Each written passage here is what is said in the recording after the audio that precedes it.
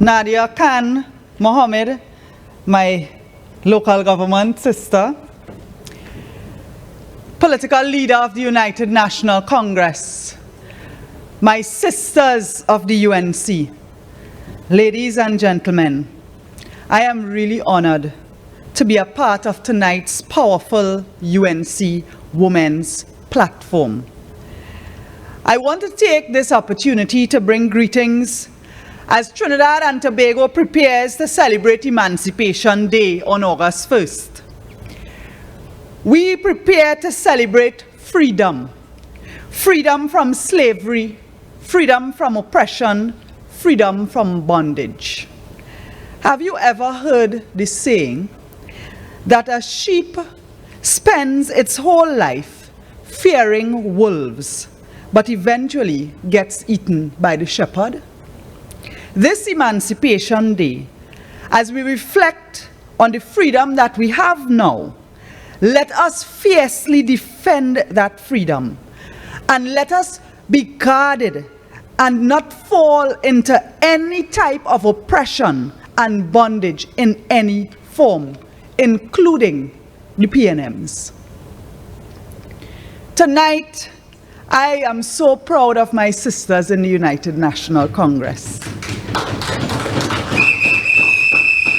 The truth is that the PNM has declared war on women. I listened to my sisters talk about the struggles in local government.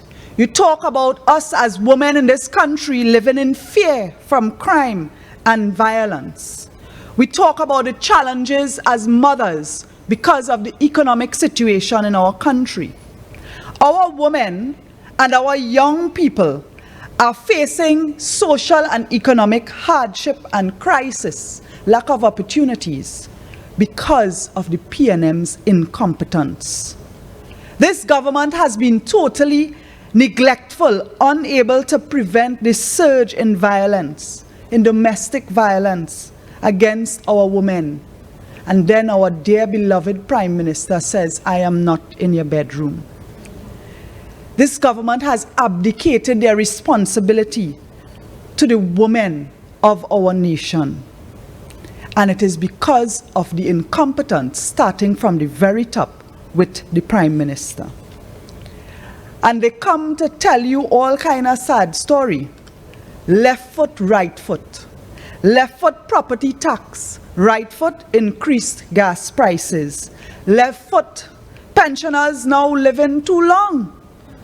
Right foot women are being attacked and murdered. Left foot workers on 2013 salary. Right foot everything in the grocery and everywhere around us going up. Left foot thousands and thousands unemployed. And the PNM continues to dance and sing and laugh at us. We must stand up to this war that the PNM has declared on our women. When they increase gas price, it increases expenses for everyone, including mothers. And this Rowley government is so disconnected from reality. And we see it in their decisions all the time. While our mothers have lost their jobs, women literally do not have food to feed their children. There are women making sugar water and sending their children to bed in the night. Salaries are decreasing while food prices are going up. Fuel prices, VAT added on. Instead of taking off VAT, this man added on VAT in additional grocery items. Do we know how many women lost their jobs in this COVID pandemic? The PNM has declared war on women. We are presently in the July-August holidays. And I want to endorse a call made by the leader of opposition, Mrs. Kamla Persad-Bissessar, who always thinks about our children. And that is a call for the government to provide a one-time uniform grant for school children for September reopening. The government must have a heart and provide assistance for women to have their children get school uniform and books to return to schools. We don't again laptops. Oh God, at least get some uniforms to our children. Our women and our youth are facing social and economic crisis, and this government remains clueless. The World Bank tells us that through multiple channels, crime and violence threaten the welfare of Caribbean citizens, particularly in Trinidad and Tobago. This is not the UNC saying this. This is not Kamla Persad-Bissessar. This is the World Bank. Is the PNM going to call them unpatriotic? Is the PNM going to call the World Bank an agent of the UNC? The facts do not lie. The victims of crime and violent crime are predominantly young people and women. Such crime also negatively impact the business environment. Criminal activity acts as a form of tax on businesses. The additional cost to put up cameras, even in your homes, to have security at your business, to have escort for your workers, it is a tax of its own on the entire economy. The International Monetary Fund, the IMF, Western Hemispheric Department, stated that the victims of violent crime are predominantly the youth. And who hurts more when a young person is murdered than a mother? Our mothers, their hearts are bleeding for their children. And what is this Rowley-led government doing? My sisters before me spoke about youth and sports and the failure of this government to provide opportunities to develop our young people, to move their way out of a life of crime. We have not seen increased opportunities for at-risk youth through sports and education and skills training. When Kamla Persad-Bissessar was Prime Minister, we had that as an ongoing thing. When the People's Partnership government implemented these opportunities, there was a significant reduction in murders. And when these programs were stopped, the murders increased. The data does not lie. Kamla Persad-Bissessar and the United National Congress reduced the number of murders in our country.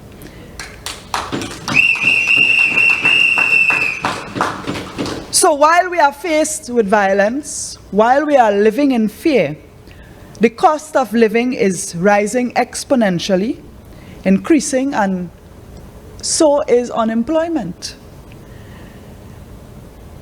And when you look at what our country is facing, what our families are facing, that is why I say this PNM government has declared war on women. This government has really failed when it comes to the surge in violence. In 2022, an elderly woman was the very first homicide victim in Trinidad and Tobago. Another woman was abducted, murdered, and raped. And it got worse as the year went by. A 40-year-old mother was murdered on the eve of her daughter's birthday. A woman was killed trying to fight off bandits who invaded her home. Week after week, we see violence against women taking front and center, devastating and gruesome cases. And it has become just another news headline, but not to the families who lost loved ones. It has been continuously violent, and because of that, every one of us will live in fear. That is also having an impact on the psyche of our young girls. In 2020, 46 women were killed. 21 of them were in domestic violence situations, and that represents 13% of the total homicides for the year. I'm sharing this with you because statistics do not lie. The Trinidad and Tobago Police Service, TTPS, also reported that 745 people reported missing from 2020. Of that, 416 were women and girls. We continue to live in fear. The Coalition for Domestic Violence in 2020 also noted that in the year when the Domestic Violence Act was strengthened and the police established the Gender-Based Violence Unit, 21 women were killed as a result of domestic violence, and others sexually assaulted and murdered. In the Latin America and the Caribbean, Trinidad and Tobago has one of the highest homicide rates in 2021. And the rate we are going, 2022, we are no backward. The highest murder rate in the history of our country is always under the PNM, because the PNM has failed. They have failed and they have failed. Under Kamla Prasad Bisesa, there was a Ministry of Gender and Child Affairs, because our women and our children were important to our nation. What did the PNM do? They already have no achievements. They disbanded that ministry and created a department. Where? In the office of the Prime Minister. Well, God help us. The man who says that women are like golf courses to be groomed. The man who says in relation to domestic violence that I am not in your bedroom, I cannot protect you, the government cannot protect victims of domestic violence. He is in charge of that department that is responsible for women and gender. What a total shame. Don't let me get started on children. The evidence is there. The PNM has people within its folds who have been named as abusers, as rapists, as child molesters, and they sit and say nothing. You are protecting these child sex offenders. Recently, I have participated with our Women's Arm. I want to commend the Women's Arm of the UNC. On so many occasions, you have been outspoken, standing up for the women of our country, bringing awareness to what happens in the heights of Aripo, where so many young girls' bodies have been found, whether it is with a candlelight and prayer, whether it is protests. And you know, following these activities, the question has come up about CCTV cameras, where the government promised to put CCTV cameras in heights of Aripo. They said the technology, they're looking at it. They're looking at it. But we asked in Parliament, the opposition asked the Minister of that fella name, Fitzgerald Hines. I don't even want to call this man Minister of National Security. He's such a failure. But in Parliament, the opposition asked Minister Hines, and he indicated that in Trinidad and Tobago, there were 1,796 CCTV cameras installed in the country, throughout the country. And of them, only 1,063 were fully functional. So he is admitting that over 733 cameras are either not functional or not fully functional. And he doesn't realize how outrageous this is in the face of such exorbitant levels of crime, especially when it comes to women and girls. And when we believe that CCTV cameras will help catch the perpetrators and help the police in their work. And what is the PNM doing? They are laughing. When we ask these questions in Parliament, you don't always get to see it on TV. Them just be kicking, you know. Them making jokes. Crime is no laughing matter when it happens to you and it happens to your family. Fitzgerald Hines and his entourage of security could bounce down somebody's dog.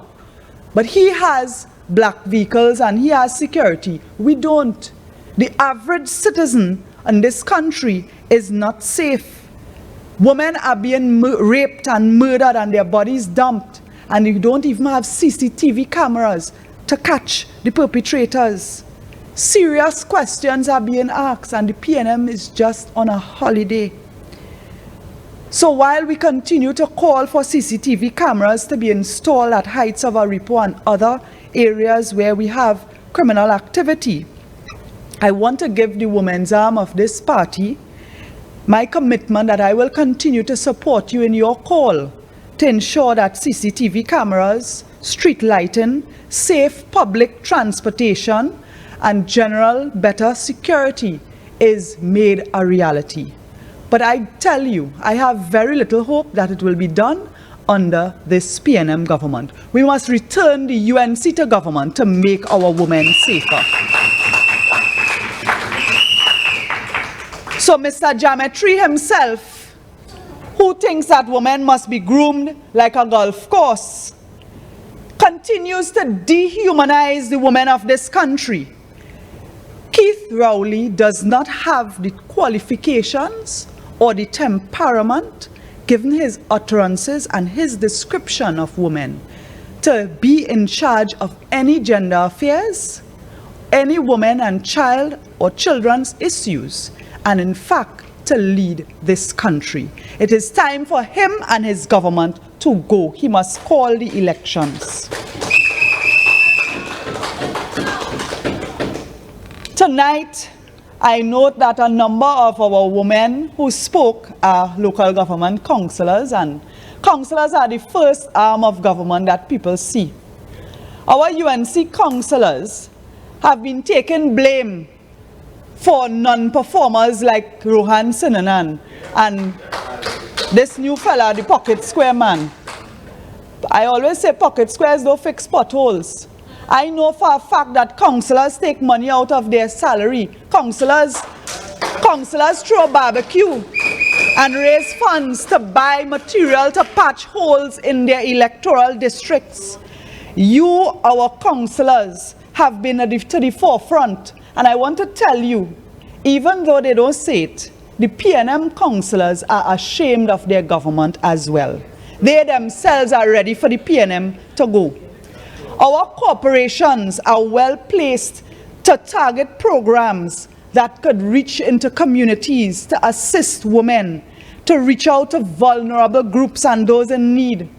I don't know about how the PNM councillors operate, but I know that Kamla Prasad Bisesa has led our UNC councillors to be on the ground and responsive, whether it is in flood, natural disaster, criminal activity, repairing road, assisting families, they go the extra mile.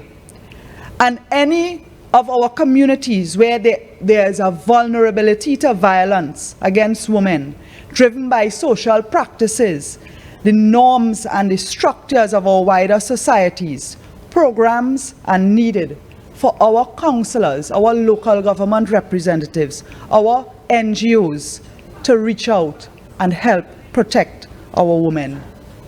But what is Rowley doing with local government? Instead, he wants to start to collect property tax. So they allocate funding for local government, and then they never release it, and they tell you, no money, boy, things tight. And they said, if they bring property tax, you will get money to patch your roads. Listen, man, I am standing firm with the position of the United National Congress that now is not the time for property tax.